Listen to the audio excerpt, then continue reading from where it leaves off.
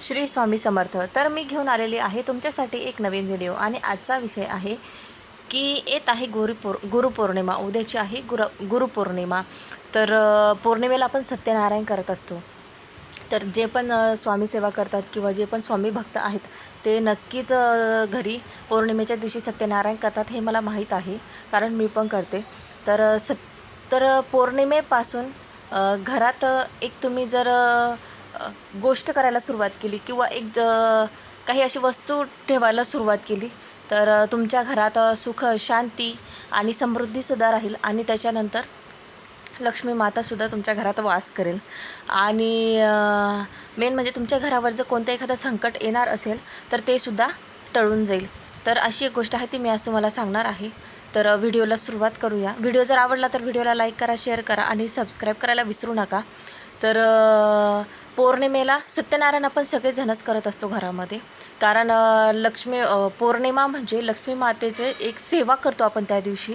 कारण त्या दिवशी अनन्यसाधारण महत्त्व आहे. पौर्णिमेच्या दिवशी विष्णू भगवान आणि लक्ष्मी मातेची सेवा आपण करत असतो. तर त्याच्यामुळे आपण जे सत्यनारायण करत असतो तो आपण घरातल्या घरात करत असतो आणि त्याचा प्रसादसुद्धा आपण घरातच खात असतो. तर मी तुम्हाला सांगेल की तुम्हाला मंगल कलश म्हणून माहिती असेल, तर खूपच जणांच्या घरी मंगल कलश हा स्थापित केलेला असेल. पण बाकीचे अजून असे घरं आहेत की ज्या घरामध्ये मंगल कलश स्थापन केलेला नाही आहे. तर मी तुम्हाला सांगेल की मंगल कलश स्थापन करा. तुम्ही ज्याच्या घरात मंगल कलश नसेल किंवा स्थापन केलेला नसेल त्यांनी पौर्णिमेच्या दिवशी मंगल कलश घरात स्थापन करायचा आहे. त्याच्यासाठी तुम्हाला काय एक तांब्या घ्यायचा. त्याच्यानंतर तांब्याचा म्हणा, पितळाचा म्हणा, तुमच्याकडे जो असेल तो. तर तांब्या घ्यायचा. त्याच्यानंतर त्याच्यामध्ये पाणी घ्यायचं.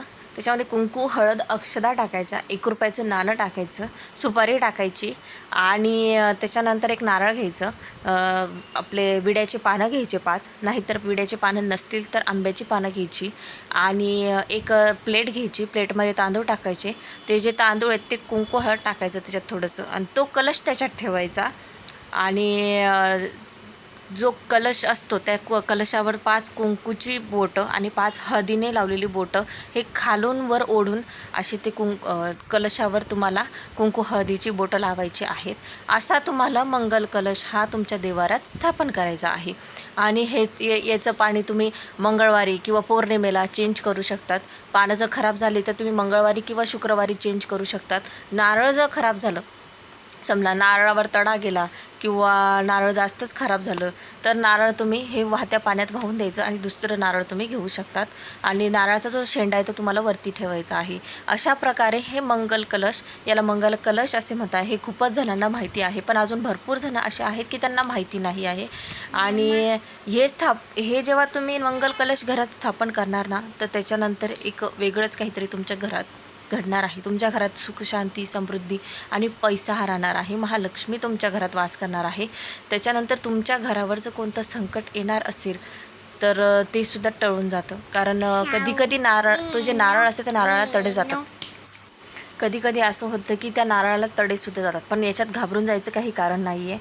तर एखादं संकट जर तुमच्या घरावर येणार असेल तर ते त्या नारळावर येत असतं पहिले आणि म्हणूनच नारळाला तडा जात असतो. तर त्याच्यामुळे त्याच्यात काही घाबरून जायचं कारण नाही. उलट ती चांगलीच गोष्ट आहे नारळाला तडा जाणं. त्याच्यानंतर तुम्ही ते नारळ वाहून देऊन आणि दुसरं नारळ हे ठेवू शकतात. पण घरात मंगल कलश नक्की स्थापन करा पौर्णिमेपासून, कारण याचं खूप अनन्यसाधारण महत्त्व आहे. आणि मला माहिती आहे अशा माझ्या खूप बहिणी आहेत की त्यांच्या घरात मंगल कलश ऑलरेडी स्थापन केलेला आहे. तर चांगलीच गोष्ट आहे. पण ज्यांनी स्थापन केलेला नाही आहे त्यांनी पौर्णिमेपासून नक्की आपल्या देवघरामध्ये मंगल कलशची स्थापना करा आणि घरात सुखशांती राहू द्या. तर स्वामी तुमच्या इच्छा सगळ्यात लवकरात लवकर पूर्ण करो आणि तुमच्या घरातले संकट लवकरात लवकर दूर करो, ही स्वामीचरणी प्रार्थना. श्री स्वामी समर्थ.